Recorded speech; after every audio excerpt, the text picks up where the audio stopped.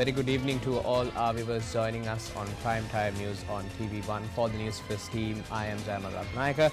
As always, we have the top stories lined up for you this evening. But before we head into our stories in detail, let's start off with a look at headlines. Minister Kabir Hashim and Malik Samara Vikrama to visit Oman looking for investment for the Hambantota oil refinery project.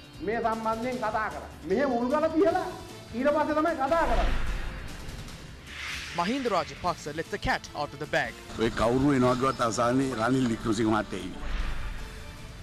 young girl who challenged her fate speaks to Newsfirst. Politicians argue over the services they did for the garbage dump in Kurunegala.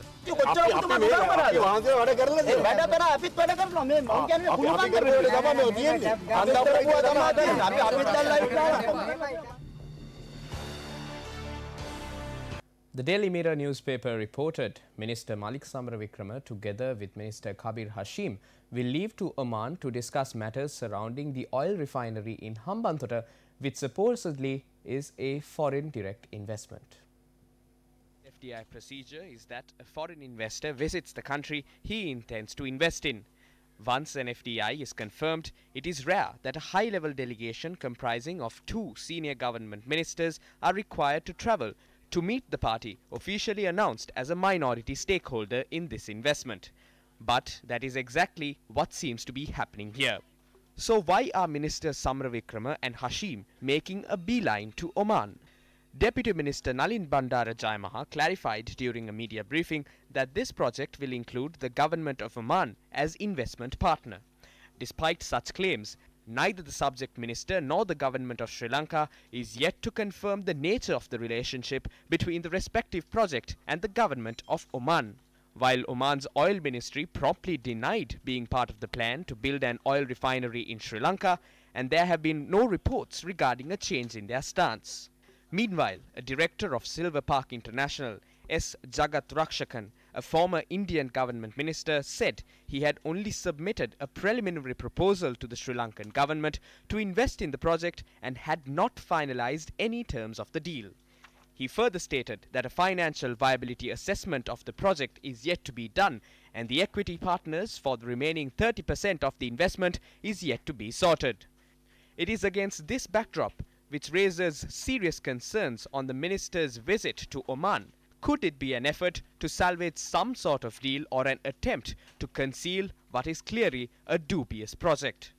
The questionable nature of this project was highlighted continuously by both local and foreign media as well as Transparency International Sri Lanka.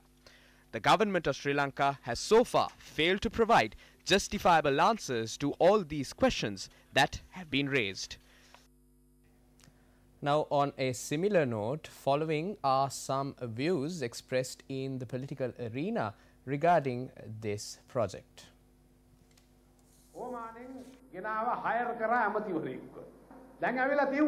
Now they hired a minister from Oman. They came and said that the foundation stone was laid, but the Oman government is unaware as to how the expenditure for this project is handled. We know that Ministers Kabir Hashim and Malik Samara Vikrama will visit Oman to discuss on this project after they have already laid the foundation stone. They laid the foundation stone prior to discussions. They are going in for discussions now. It's a question about what they are going to discuss.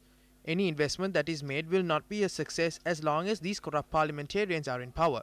This government even took bribes from those who came to take the garbage dump. So if they are taking bribes for garbage, what can we say about the other projects?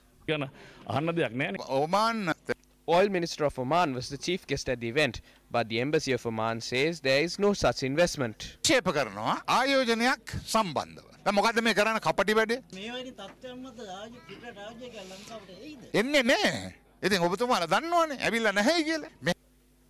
No, they will not. You know well enough that we have not got any foreign investment. The investors will never want to invest in such a disorganized political environment. He's saying that they are not ready for this, or that they still haven't done an assessment and an environmental study on this. Oman petroleum authorities have denied any involvement in Sri Lanka of a joint venture. this is a serious matter. In answer to this, the government brought down a person supposed to be authority or a personality from the government of Oman, but he spoke not one word before the public, and therefore there is a question that arises whether this was some impersonation arranged. Mr. Rakshasan, South Indian politician, he had said, I had expressed an interest, but nothing positively has been laid down so far. Therefore, the matter remains a dubious agreement. We raised these issues not out of any personal spite towards the Prime Minister or the government or any member thereof, but for the reason of our interest in the public. The foundation stone for a sports complex and an international standard swimming pool in the Hambantota district was laid today under the auspices of Prime Minister Ranil Wickremesinghe. The estimated cost for this project is 350 million rupees. An international standard swimming pool, a sports complex and a rest house will be constructed under this project. The event was attended by several distinguished guests, including the Deputy Leader of the United National Party, Minister Sajith Premadasa, State Minister Dilip Vedarachi and MP Manusha Nanayakkara. Prior to our government coming into power, the Debaravawa National School had made a request to the previous government to construct a swimming pool. When this request was made, the powerful individual who was present at the moment had said the people of this area do not need a swimming pool. He had pointed at the Tisavawa and said anyone who wants to swim can swim as much as they want in the Tisavawa. Dhammasena Nayaka Thero of the Tissaraja Maha Temple says that he was present at the time this statement was made. Since the Venerable Thero bore witness to this, I will reveal the name of this powerful individual. It is none other than MP Namal Rajapaksa.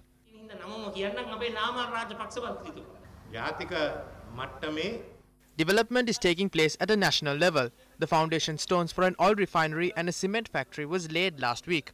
As part of this development plan, Ruhuna will become the country's economic center. I believe that such development has not taken place since the Rajarata era. There are plenty of representatives from Ruhuna. However, there is no one to develop this area. This is why Minister Sajith Premadasa has taken over this task. Honorable Deputy Leader Minister Sajith Premadasa. It's been some time since Prime Minister Ranil Wickremesinghe remembered you. Throughout every challenge the Prime Minister faced, you stood by him unconditionally. At a time the country is questioning the much controversial oil refinery project, does your recognition as the son of Ruhuna not indicate an attempt to spare himself from the burden once again?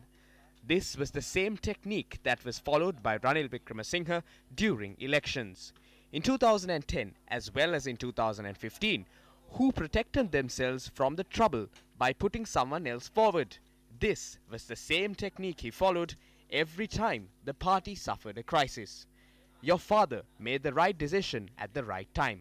Therefore, do not be misled by this deceptive conduct. The oil refinery project may not be second to the central bank bond scam.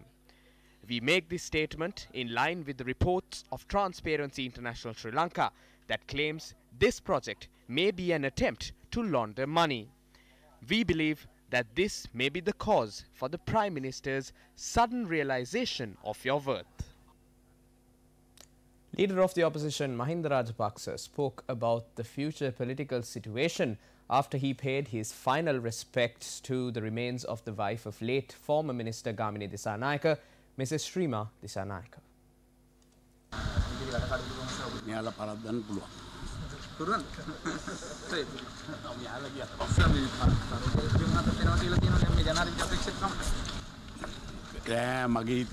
No, despite all of that, I believe that it is Ranil Wickremesinghe who will come forward as the next presidential candidate.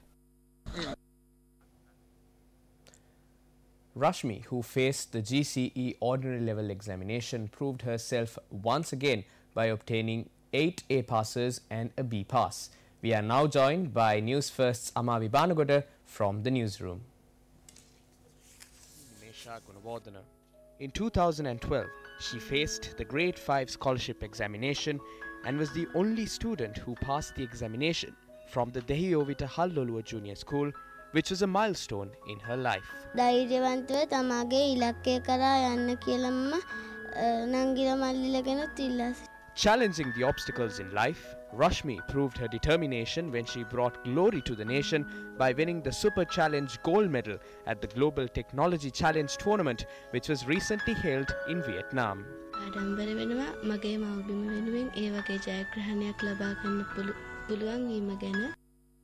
Today we have a very special guest here with me at the Newsfirst studio who managed to get 8 A's and 1 B at the ordinary level examination. How did you manage to accomplish this? Who was your strength behind this? My yummy apache, Akki, my school principal madam, my teachers, my friends were a huge strength to me. What was your ambition? My ambition is to pursue a career in the field of management. So as a small girl, did you think you will have the courage to accomplish this? I believed in myself and everyone around me believed in me. How did you master this ability of writing with your foot? My parents got a teacher to came home and she trained me. Do you have an inspirational message that you would like to leave with our audience? There are many obstacles in our lives. Always believe in yourself.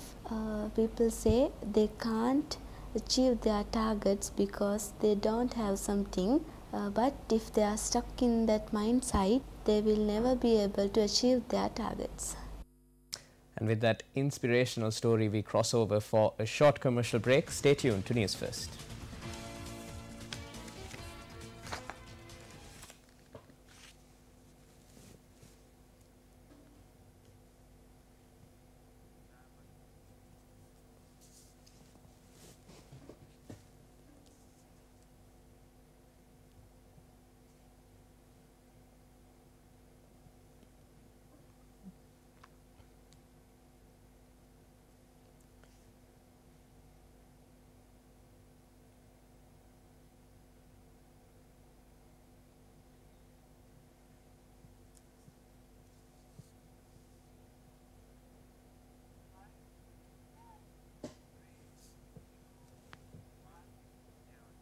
Welcome back to the news.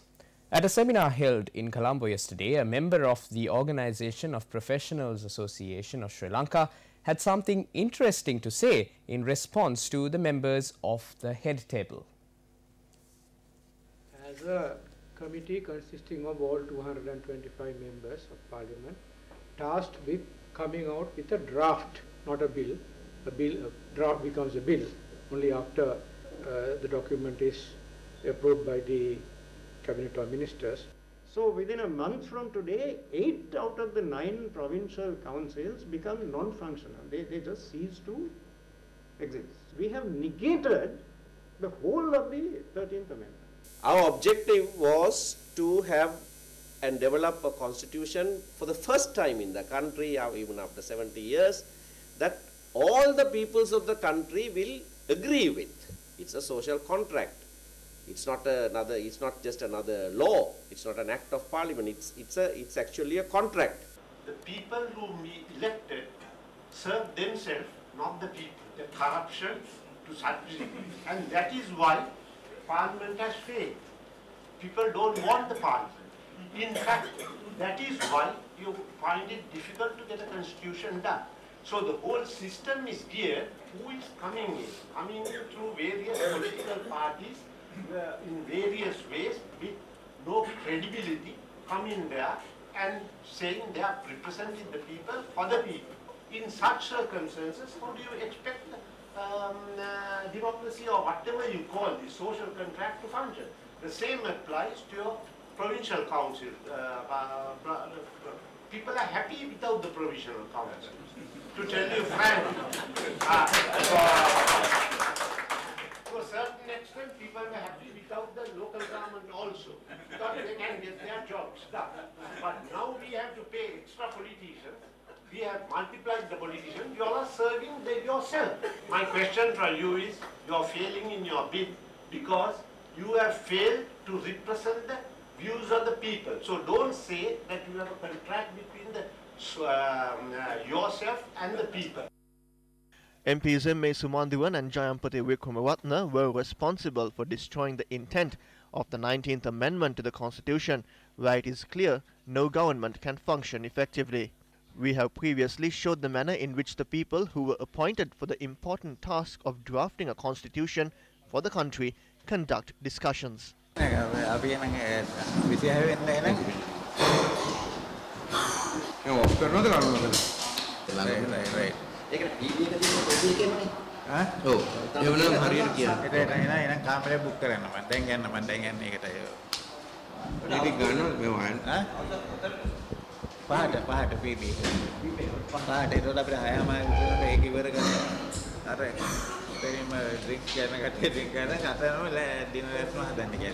We at Newsfirst commend the member of the OPA for reflecting what the people think. Now, a gentle reminder that you can catch the full statement made by the member of the Organisation of Professional Associations on Tuesday at 9:30 p.m. on TV1. Now, this above story was reconfirmed by the former Director General of Administration of Parliament, Lasil De Silva.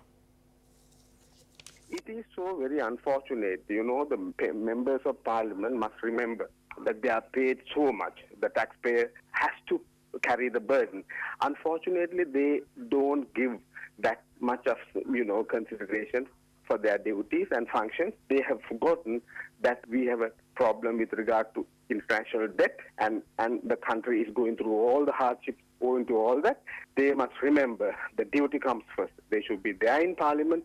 If they are not there in Parliament, what are they doing, having claimed or having wanted so much of benefit at the cost of the poor taxpayer? Construction on Sri Lanka's first ever temperature and humidity controlled warehouse complex for agriculture commenced in Dambulla today. The event was graced by the non-cabinet Minister of Economic Reforms and Public Distribution, Dr. Harsha De Silva. This project has been named Prabhashwara. The 5,000 metric ton temperature and humidity controlled warehouse complex in the premises of the Dambulla Economic Centre has been designed for storing vegetables, fruits and other perishables to minimize its post-harvest losses. Whatever is done is done. 35% of our population engage in agriculture. There is no use of a government which does not understand the pulse of its people and who does not provide them with the necessary infrastructure. I do not wear the national. You do not have to wear the national to understand the plight of the farmers.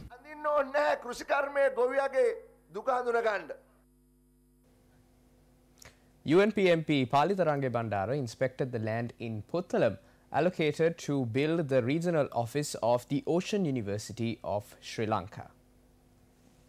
The regional office of the Ocean University is to be constructed on the adjacent land of the Puttalam Hospital. The construction is done by government organizations together with the Sri Lanka Navy.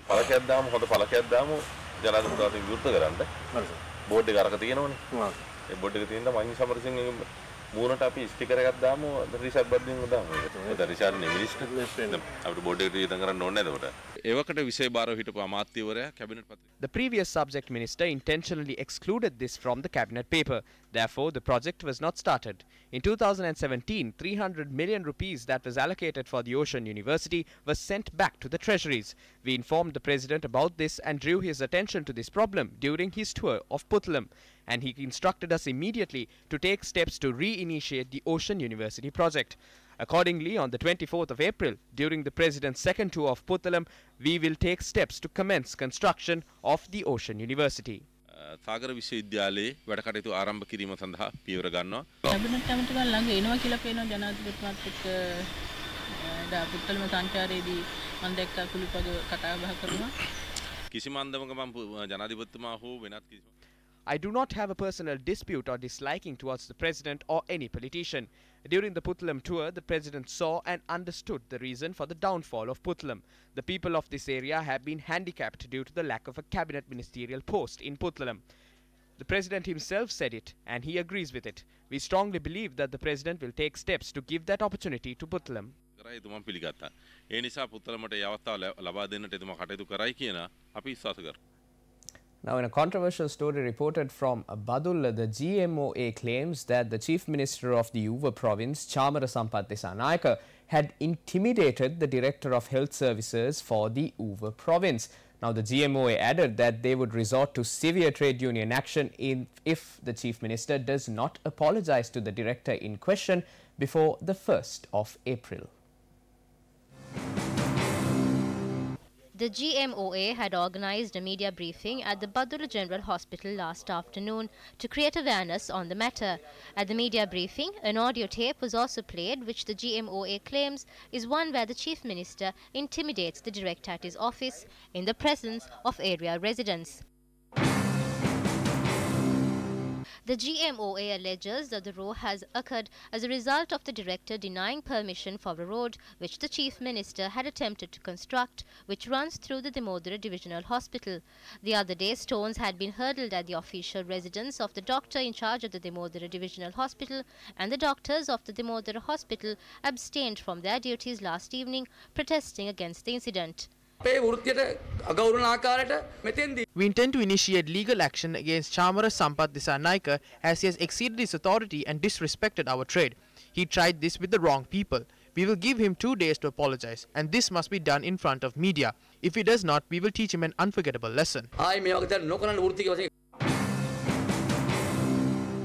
Currently, the Damodara Divisional Hospital is closed down, and our correspondent noted that area residents and patients are inconvenienced due to this situation. In-house patients who are receiving treatment at the Damodara Divisional Hospital have been transferred to the Badula General Hospital. Newsfirst inquired from the Chief Minister of the Uva Province, Chamara Sampath Dissanayake, regarding this issue. All I have to say about this issue is, I called a meeting in keeping with protocol. I called both parties to the discussion. At that moment, we commended her for the good things she had done and criticized her for the shortcomings. Other than that, there was no intimidation. The rest of the officials should know that there was no need for intimidation to take place. Taking a look at more local news, the national organizer of the All Ceylon Farmers Federation, Namal Karunaratne, convened a media briefing in Dambulla yesterday. On the 17th of April of 2017, the Secretary of the Department of Foreign Resources had ordered that the rest of payment of the calves be made to the company named Vilat. This was informed in writing. This letter was sent on the 9th of May. But on the 8th of May, a sum of 1,310 billion was paid to the company under the direction of the Director General of the Department of Foreign Resources. For 10 months, we have been paying 10% interest for this amount of money. Despite this amount being paid, now one cow has been brought to this country. We should make the 94 MPs who haven't even passed their A-levels sit for their O-level exam again. But we can't assure if that will make things better. මුන්ට නැවතවතාවක් O level වත් ලියවන්න ඕනි පොඩි. හැබැයි එහෙම කරත් මුන්ගේ ඔලු පෑදීද කියලා කියන්න පුළුවන් කමක් නැහැ. We would like to ask the Secretary to the Ministry who reached into an agreement with the Australian firm to import heifers into the country, squandering the money of the general public and rendering daily farmers helpless. Where are the heifers? If not, where is the hard-earned money of our people? Is it not just that you provide answers to the country? Smoke continues to emanate from the garbage mountain at Sundarapula, Kurunegala. A tense situation arose when the opposition leader of the Kurunegala Pradesh Sabha, Ajit Priyalal, and the Pradesh Sabha member of the Podujana Perumuna Kumara Dasya arrived at the scene. This has inconvenienced more than 100 families residing in the Velangolawatta, Yantampalava and Tissawella areas. The Pradesh Sabha had informed the families residing within 500 meters from the garbage dump to evacuate their houses. However, the residents claimed that they do not have a place to go. ඇවිල්ලා මේ ගමේ මිනිසුන්ට අයින් වෙන්න කියලා මේකෙන් අයින් වෙන්න මිනිසුන්ට යන්න තැනක් නැහැ. ඉතින් අපිට මේක මොකක් හරි කරලා විසඳුමක් දීලා මේක අපි බලාපොරොත්තු වෙන්නේ මේ ගමේ මිනිසුන්ට වාසය කරන්න සුදුසුසිරි මේක නිමලා දෙන්න කියලා. මේක අදාළ බලධාරී එනවා යනවා. නමුත් මේකට ස්ථිර විසඳුමක් තාම මේ මොනතෙක් මම නම් දැක්කේ නැහැ. මේක ප්‍රශ්නයක්. This issue has arisen due to the drawbacks in the administrative system. This is mainly due to the politicians who have been appointed to the Pradesh Sabha and municipal councils. They have no education. They do not have sufficient knowledge to address such issues. They do not even accept advice given by those who are knowledgeable in this regard. This is the situation in our country. Drug dealers, those who smuggle ethanol, those who run brothels, they are all in parliament, Pradesh Sabhas and municipal councils. They are the ones who control everything. They lack empathy. පිළිබඳව සංවේදී නැහැ. The opposition leader of the Kurunagala Pradesh Sabha, Ajit Piyalal, and the Pradesh Sabha member of the Podujana Perumuna, Kumara Dasaya, arrived at the scene.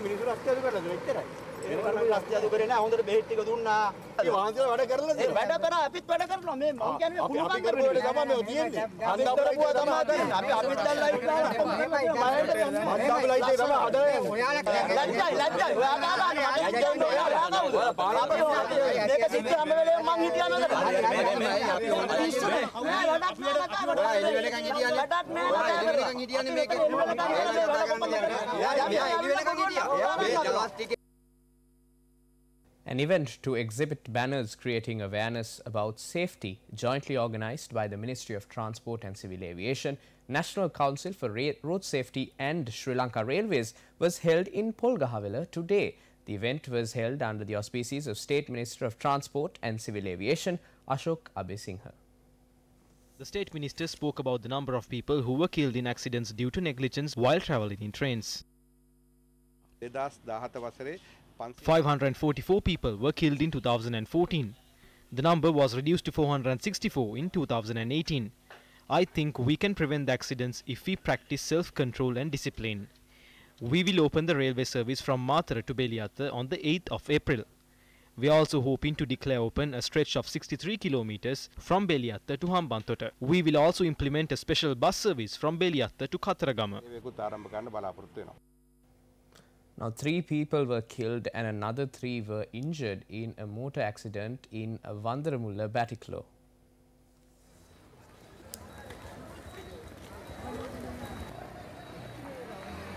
The accident occurred at around 9 p.m. last night. The motorbikes were caught up on fire and completely destroyed. The accident was captured by a nearby CCTV camera.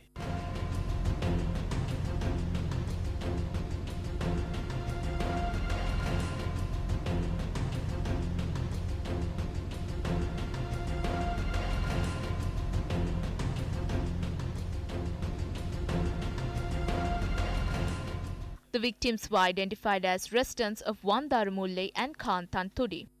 Further investigations are conducted by the Eravur police. The wife of late former Minister Gamini Disanayake, Shrima Disanayake, passed away yesterday at a private hospital. She was 76 years old at the time of her demise. Shrima Disanayake is the mother of Minister Navin Disanayake, Parliamentarian Mayantha Disanayake and Waruni Disanayake. A large number of people, including ministers and MPs, paid their final respects.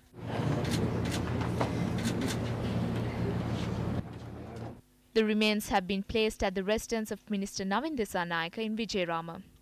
The funeral will be held at the Boralla General Cemetery next Monday.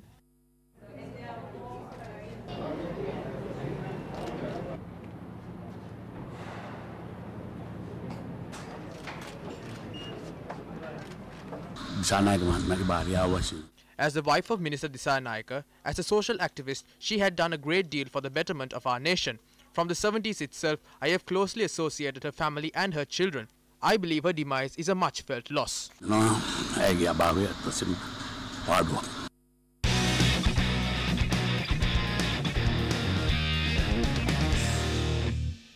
Up next in sports news, Sports First Alliance Platinum Awards 2018, the most awaited award ceremony to commend and recognise Sri Lanka's talented sportsmen and women, was held at the Stein Studios in Ratmalana last night. Now, this much anticipated event saw the participation of many artists, sports personalities and distinguished guests. This year's Platinum Awards ceremony commended and recognized sportsmen and women who performed exceptionally in their various fields at national and international levels from December 2017 to December 2018. Parami Vasantimari Stella was awarded the Female Junior Athlete of the Year award. Aruna Darshana of the Veera Kapitipula National School was awarded the Male Junior Athlete for the Year award. Athletics coach Pradeep Nishanta Puhami was crowned the Coach of the Year for the second consecutive year. Chamari Athapattu bagged the Platinum Award for Female Cricketer of the Year for the third year running, while Dimuth Karunaratne was adjudged the Cricketer of the Year. Boxing athlete Anusha Kudithwaku was crowned the Female Outstanding Player of the Year, while weightlifter Indika Dissanayaka was adjudged the Male Outstanding Player of the Year. Spinner Muthaya Muralidharan was awarded the Lifetime Achievement Award. However, as he was overseas, his father accepted the award on his behalf.